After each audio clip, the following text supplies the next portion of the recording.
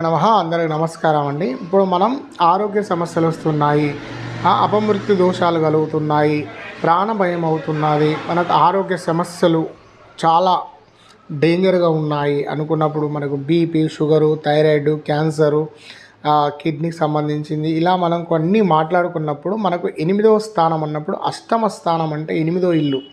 ఈ 8వ ఇంట్లో ఏమేమి పాపగ్రహాలు ఉన్నాయి? కుజుడు ఉన్నాడా, శని ఉన్నాడా, బుధుడు ఉన్నాడా, మనకు రవి ఉన్నాడా, తర్వాత మనకు రాహుకేతువులు ఉన్నారా, మనం ఇవన్నీ చూసుకోవాలి. చూసుకున్నప్పుడు ఒకవేళ మీకు అట్లా మీకు నేను చెప్పినట్టు కొన్ని భయంకరమైన రోగాలు వస్తున్నప్పుడు ఆ 8వ స్థానంలో ఏ పాపగ్రహాలు ఉన్నాయి అని మీరు జ్యోతిష్యం దగ్గర పరిశీలించుకొని అప్పుడు మీరు వాటికి సంబంధించిన దానాలు, పూజలు, జపాలు ఇలా మీరు చేయించుకోవడం వల్ల ఆ రోగాలు అనేటివి మీకు తగ్గుతూ ఉంటాయి.